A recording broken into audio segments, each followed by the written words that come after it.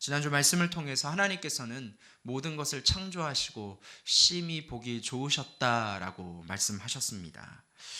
모든 것이 보시기에 심히 좋으셨다. 영어로 very good. 모든 것이 좋으셨다라고 말씀하셨습니다. 하늘의 빛과 또한 땅과 모든 것들이 하나님 보시기에 아름다웠다라는 말씀이죠. 그런데 여기서 이 좋다라고 번역된 이 히브리어 단어, 이 토브라는 말에는 여러 가지 아름답다, 좋다라는 의미가 있는데요. 하나님의 그 창조 질서에 창세기에 나오는 그 토브의 그 의미는 크게 두 가지의 의미가 있다라고 합니다. 첫 번째는 바로 혼돈의 무질서를 질서로 만들었다라는 것이죠. 고대로부터 지금까지 여러분 내려오는 이 아름다움에는 아주 큰 원칙이 있습니다. 그것은 무엇입니까? 바로 비율입니다.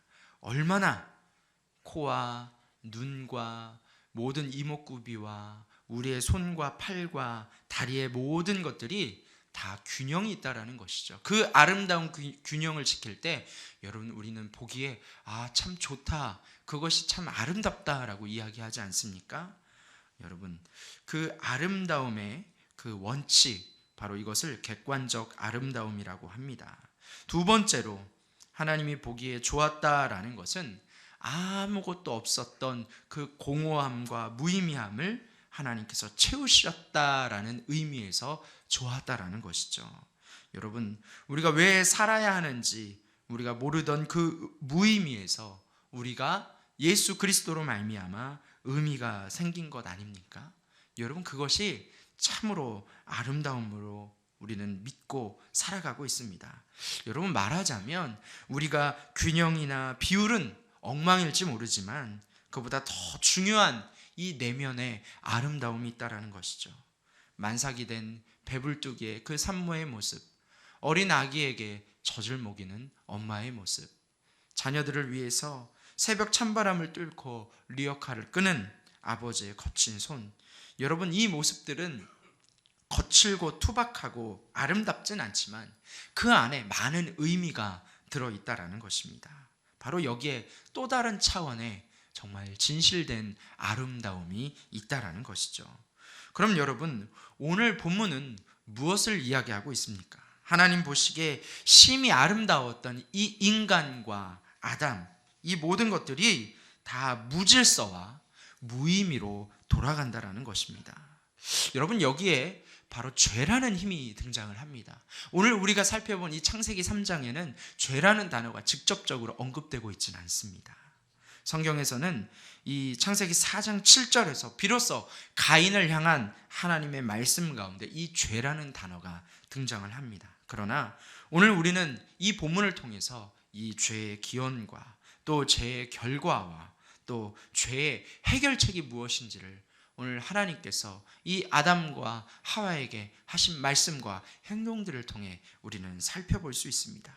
여러분 그렇다면 죄는 어디서 왔을까요? 3장 1절 앞부분에 이렇게 이야기를 하고 있습니다. 그런데 뱀은 여호와 하나님이 지으신 들짐승 중에 가장 강교하니라 라고 말씀하고 있습니다. 그런데 라고 시작을 하고 있습니다. 무엇이 그런데입니까? 바로 앞에 나오는 2장을 보면 하나님께서 모든 만물을 창조하시고 또 아담과 하와를 창조하셨다라는 것이죠. 그리하여 이 25절을 보면 아담과 하와 두 사람이 부부가 되는데 벌거벗었으나 부끄러워하지 않은 하나가 되었다라고 말합니다. 하나님과 사람 사이에, 그리고 아담과 하와 사이에, 그리고 사람과 자연 사이에 모든 것이 조화를 이루고 아름다웠다라고 성경은 말씀하고 있습니다. 그런데 오늘 3장 1절 말씀에 그런데라고 시작을 하고 있습니다. 모든 것이 아름다웠고 보기 좋았고 모든 것이 조화를 이루고 있었지만 그런데 그 가운데 죄가 들어왔다라는 것이죠. 여러분 죄는 모든 것이 완벽하고 모든 것이 좋아 보일 때 그때 이 악한 죄가 나타난다라는 것입니다. 하나님의 선한 창조를 무너뜨리고 그 가운데 무질서, 즉 죄가 만연하게 되어진다라는 것이죠. 여러분, 죄가 무엇입니까? 창세기 표현을 살펴본다면 죄는 하나님의 선한 창조가 절정에 이르렀을 때 그것을 뒤집어서 다시 혼돈과 공허의 상태로 만들어가는 것, 바로 그것을 죄다라고 이야기를 하고 있습니다. 하나님께서는 모든 것을 보시기에 아름답게 창조하셨고 바로 그 절정 마지막이 바로 하나님의 형상을 닮은 우리 인간을 창조하신 것입니다. 그런데 바로 우리가 하나님의 그 선한 창조를 어떻게 합니까? 다시 혼돈과 공허함으로 뒤집어 버리는 것이죠. 그러면 그 죄의 시작은 어디입니까? 아마 대부분은 그 뱀, 사단을 통해서 그 죄가 들어왔다라고 우리는 생각할 수 있습니다. 그런데 오늘 성경의 말씀을 보시면 꼭 그런 것은 아닌 것 같습니다. 16절과 17절에서 아담이 이렇게 말을 합니다. 여호와 하나님이 그 사람에게 명령하여 이르시되 동산 각종 나무의 열매는 내가 임의로 먹되 선악을 알게 하는 나무의 열매는 먹지 말라. 내가 먹는 날에는 반드시 죽으리라 하시니라 라고 말씀하셨습니다. 그런데 하나님의 이 말씀을 바로 이 하와가 왜곡하고 있는 것이죠. 3장 2절과 3절 말씀이 이렇게 이야기하고 있습니다. 동산 나무의 열매를 우리가 먹을 수 있으나 동산 중앙에 있는 나무의 열매는 하나님의 말씀에 먹지도 말고 만지지도 말라. 너희가 죽을까 하노라 하셨느니라 라고 이야기를 하고 있습니다. 여러분, 이 답변을 보면 우선 선악을 알게 하는 나무라는 표현 대신에 동산 중앙에 있는 나무다라고 이 하와가 그것을 바꿔서 이야기하고 있고요. 만지지 말라라는 말씀은 하나님께서 하신 적이 없는데 그 말씀을 하와가 더하여 이야기하고 있습니다. 또 하나님은 반드시 죽으리라라고 하셨는데 반드시라는 그 말도 빠져 있는 것을 여러분 우리는 알 수 있습니다. 이렇게 말씀의 왜곡과 함께 하와는 뱀의 유혹에 넘어가 선악과를 먹게 됩니다. 여러분, 그리고 그 선악과를 어떻게 합니까? 자기만 먹은 것이 아니라 그 아담에게도 그 선악과를 전해주고 있는 것이죠. 두 사람은 선악과를 먹기 전 하나님과 대화하지 않았습니다. 그들에게 닥쳐오는 그 죄의, 그 사단의 유혹 가운데 하나님께 나아가지 않았다라는 것이죠. 왜 그렇습니까? 이 아담과 하와가 하나님께 가지고 있던 그 모든 신뢰가 이미 무너졌기 때문입니다. 그 전에 아담과 하와는 이 동산 가운데 거느시는 하나님과 동행하며 교제하는 삶을 살았습니다. 그런데 그들에게 죄가 임하자 그들은 하나님께 가졌던 모든 신뢰의 마음들이 무너지게 되었다라는 것이죠. 그러면 그 죄의 책임은 하와에게만 있습니까? 아닙니다. 그 명령을 처음 받았던 아담, 즉 이 아담과 하와에게 그 모든 죄의 책임이 있었다라는 것이죠. 사랑하는 성도 여러분, 여기서 우리는 죄가 어떻게 생겨나는지 알 수 있습니다. 아담과 하와가 죄를 지은 것은 선악과를 먹기 전이었습니다. 이 두 사람은 선악과를 먹기 전에 이미 왜 내가 선악과에 대한 하나님의 말씀에 순종해야 하는가? 우리도 선악과를 먹으면 하나님처럼 지혜로울 수 있는데, 우리도 선악과를 먹으면 하나님처럼 될 수 있는데, 이미 그들은 선악과를 먹기 전부터 그 죄에 빠졌다라는 것입니다. 그리고 말씀의 왜곡이 생긴 것입니다. 하나님에 대한 신뢰가 의심으로 바뀌는 순간을 그들은 이미 마음으로 그 가운데 죄를 지은 것이다 라고 말씀하고 있는 것이죠. 창세기 말씀은 죄가 바깥에서 들어온 것이 아니라 그 죄가 우리 가운데 생겨났다라고 이야기를 하고 있습니다. 오히려 죄는 우리가 하나님을 창조주의 자리에서 끌어내리고 그 자리에 내가 서는 것, 바로 그것이 죄다라고 말씀하고 있습니다. 바로 그때 하나님이 보시기에 좋았던 모든 것들이 우리의 인간을 통해서 무너지기 시작했다라는 것입니다. 그렇다면 여러분, 하나님을 그 창조주의 자리에서 내려놓음으로 말미암아 죄의 결과는 무엇입니까?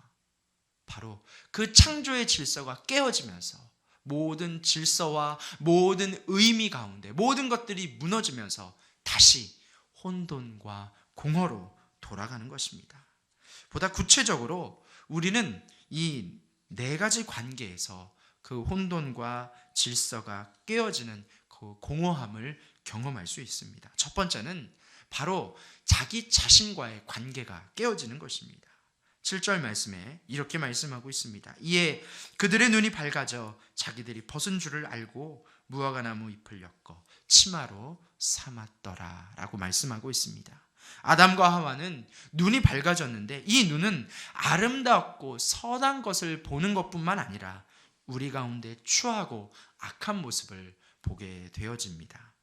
벌거벗음이 이전에는 전혀 문제가 되지 않았지만 이제는 그 수치가 되고 부끄러움이 되었다라는 것이죠. 말하자면 자기 자신의 모습에 부끄러움을 느끼게 되었습니다. 스스로 떳떳하지 못한 모습으로 바뀌어졌다라는 것이죠. 두 번째, 바로 하나님과의 관계가 깨어지는 것입니다. 8절에 이러한 말씀이 있습니다. 그들이 그날 바람이 불 때에 동산에 거니시는 여호와 하나님의 소리를 듣고 아담과 그의 아내가 여호와 하나님의 낯을 피하여 동산 나무 사이에 숨은지라. 하나님의 임재를 느끼는데 그들은 하나님 앞에 나아가는 것이 아니라 하나님 앞에 도망을 치게 됩니다. 바로 이것이 제 결과이죠. 죄를 지으면 우리는 나 자신뿐만이 아니라 하나님 앞에 당당히 서지 못하게 됩니다. 숨게 되어진다라는 것이죠.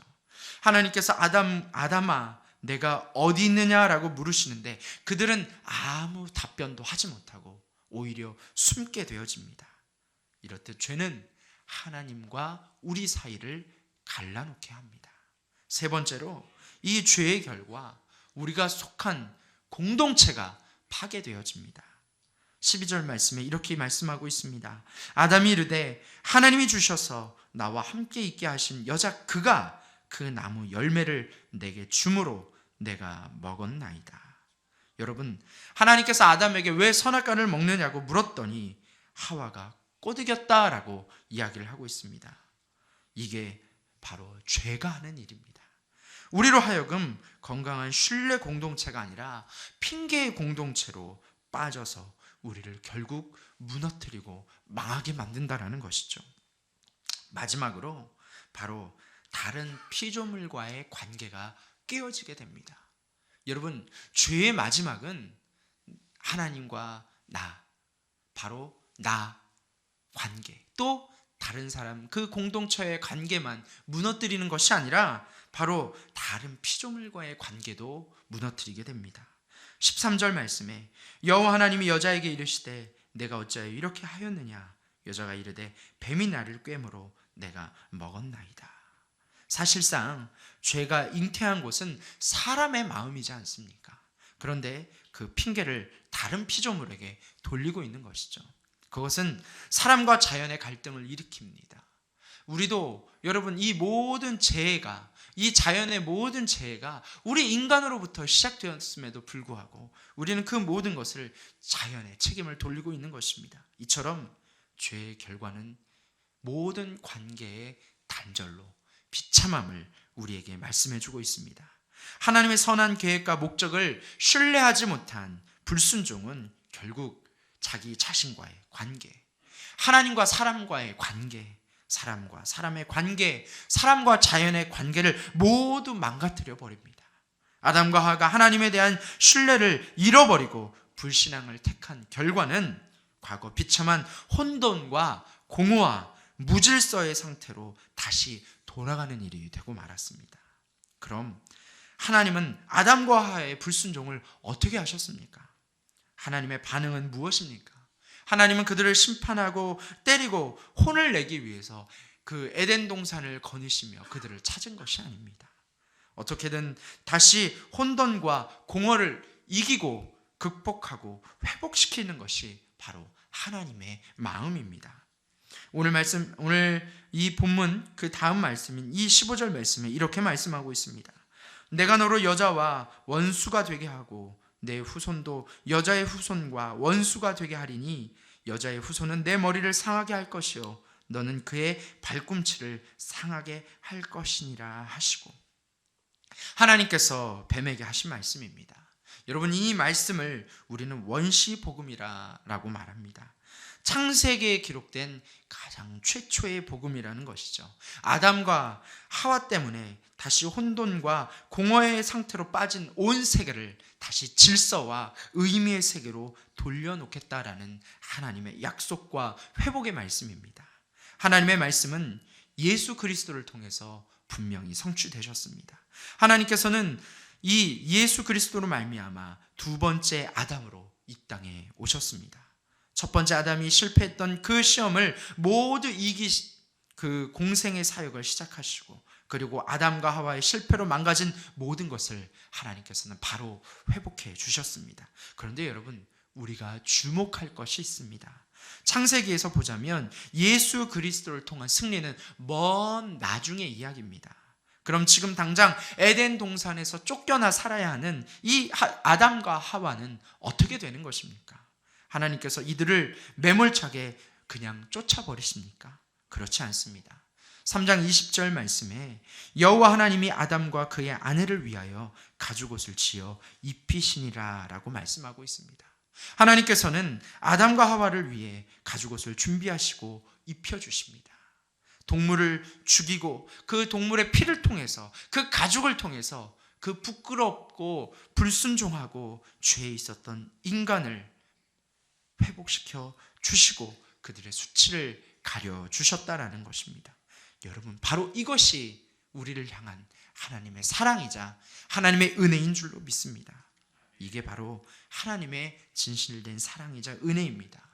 우리는 날마다 실패하지만, 실수하지만 하나님은 어김없이 우리를 치료하십니다. 우리는 날마다 죄와 타협하지만 하나님은 가죽옷을 입혀주십니다. 우리는 다시 혼돈과 공허 속으로 돌아가지만 하나님은 우리를 다시 살려주신다라는 것이죠.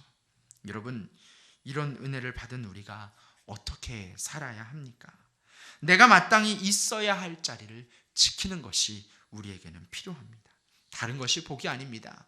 여러분, 하나님께서 우리에게 허락하신 그 자리에 있는 것이 하나님께서 우리에게 허락하신 가장 큰 복인 줄로 믿습니다. 하나님처럼 되겠다는 그 허황된 생각을 버리고 하나님께서 우리를 청지기로, 하나님 모든 것을 맡겨주신 하나님의 청지기로 우리의 자리를 지키는 것이 복인 줄로 믿습니다. 그래서 우리는 이 세 가지를 꼭 기억해야 합니다. 바로 시간과 장소와 돈의 주인이 하나님이라는 사실이죠. 첫째, 시간의 질서를 잡기 위해 예배의 자리를 지키실 수 있기를 주의 이름으로 간절히 축복합니다. 여러분, 하나님께서 아담과 하와를 만드신 곳은 온 피조물과 더불어 하나님을 예배하도록 부르셨다라는 것이죠. 예배를 통해 우리는 이 무너져 있던 시간의 질서를 회복할 수 있습니다. 아무렇게나 흘러가는 우리의 무질서한 삶이 주님을 만나고 하나님을 예배할 때 우리의 시간은 여러분 그 질서를 회복하게 되는 줄로 믿습니다. 올 한 해 우리 이 자리에 함께한 모든 성도분들이 주일 성수를 회복하실 수 있기를 주 이름으로 간절히 축복합니다. 두 번째는 이 장소의 질서를 잡기 위해 우리의 공동체를 지키는 것입니다. 여러분, 하나님께서 직접 세우신 공동체는 이 아담과 하와가 이룬 가정과 교회밖에 없습니다.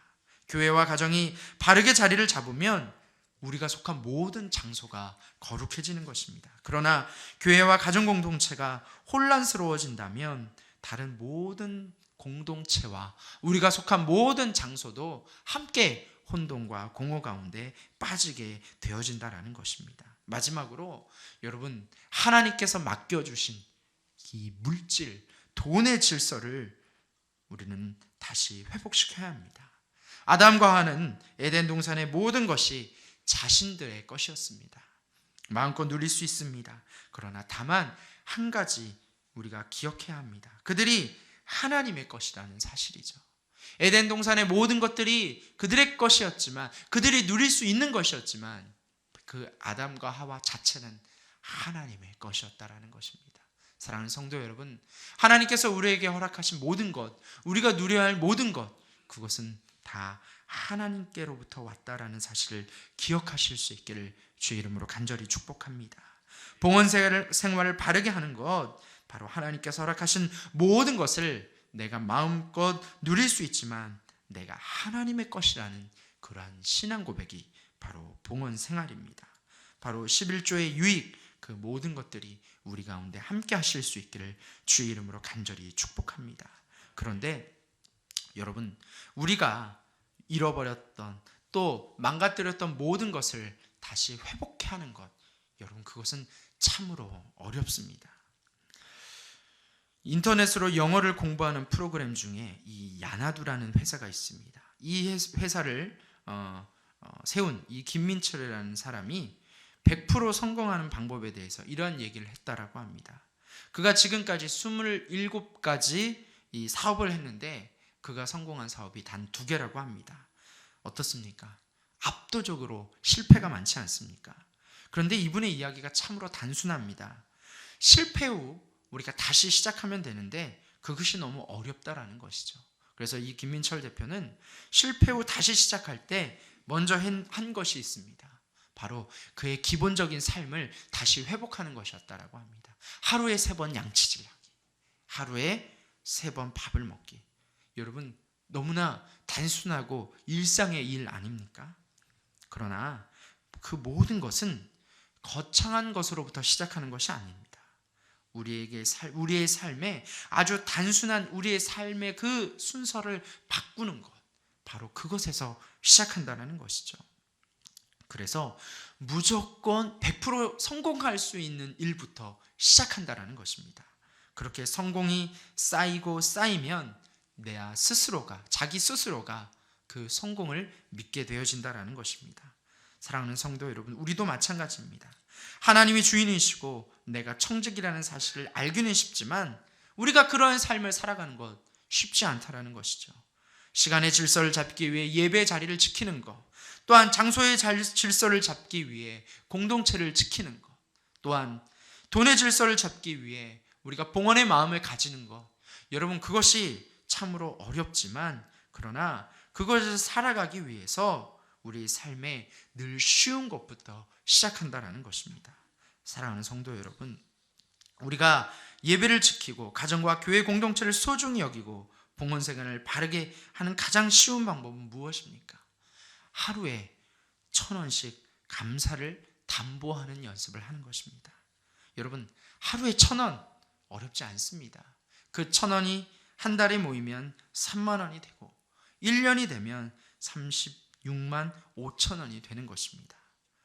여러분 추수감사절에 그것을 드려보는 연습을 해보십시오.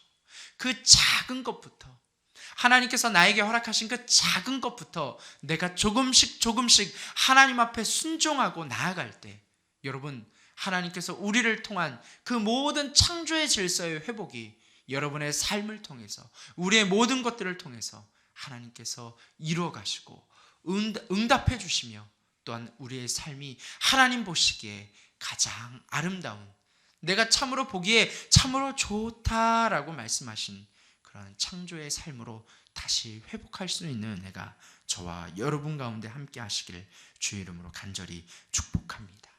기도하시겠습니다. 사랑하는 주님, 우리는 연약하여 하나님의 선한 계획을 떠나 다시 혼돈과 공허와 죄의 세계로 돌아갈 때가 참으로 많이 있습니다. 하나님 우리를 긍휼히 여겨주시고 이제 우리의 시간과 장소와 돈의 주인이 주님이심을 기억하고 하나님께서 맡겨주신 그 모든 것들을 우리가 누리며 사는 청지기로 살아갈 수 있도록 하나님께서 우리를 도와주시옵소서.